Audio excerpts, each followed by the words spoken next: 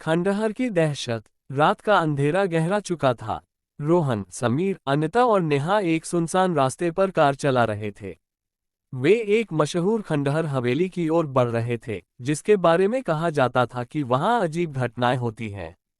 रोहन और समीर को भूत प्रेत वाली बातों पर यकीन नहीं था। उनका इरादा वहां जाकर वीडियो बनाने का था ताकि उनका यूट्यूब चैनल वायरल हो सके।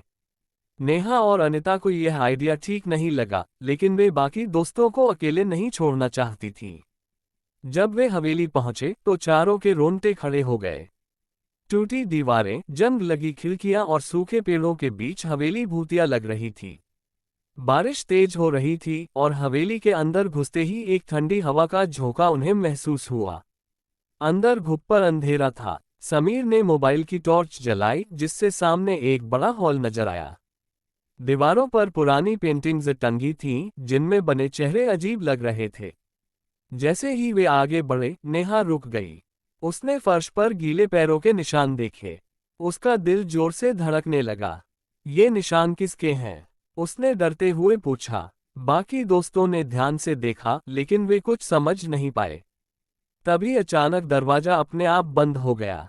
अनिता ने उसे खोलने की कोशिश की, मगर दरवाजा जाम हो चुका था।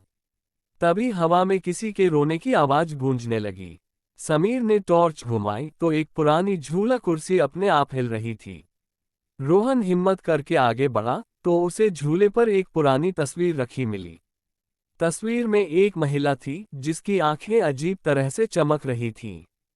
तभी रोहन को कानों के पास ठंडी सांस महसूस हुई और एक धीमी आवाज आई, तुम वापस आ गए। रोहन पीछे मुड़ा, लेकिन वहां कोई नहीं था। तभी कमरे की दीवारों पर खून जैसे लाल निशान उभरने लगे।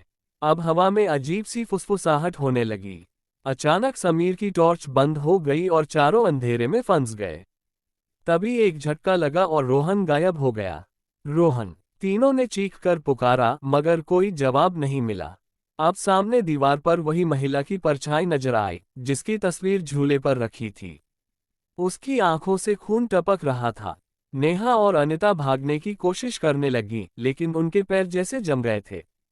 समीर ने हिम्मत करके कैमरा उसकी तरफ किया, लेकिन कैमरे में कुछ नहीं दिखा। तभी नेहा अचानक हवा में उठने लगी, जैसे किसी ने उसका गला पकड़ लिया हो। अनिता ने उसे बचाने की कोशिश की, मगर नेहा अंधेरे में गायब हो गई। अब सिर्फ समीर और अनिता बचे थे। वे तेजी से दरवाजे की तरफ भागे और पूरी ताकत से धक्का देने लगे। अचानक दरवाजा खुल गया और दोनों बाहर गिर पड़े। जैसे ही उन्होंने पीछे मुड़कर देखा, हवेली फिर से शांत हो गई थी, जैसे वहां कुछ हुआ ही न हो। समीर और अनिता गाड़ी में बैठे और तेज रफ्तार से वहां से निकल गए। कुछ दूरी पर पहुंचकर समीर ने कैमरा चेक किया तो उसमें एक नई रिकॉर्डिंग थी। वीडियो में वही अजीब फुसफुसाहट सुनाई दे रही थी, तुम बच नहीं सकते।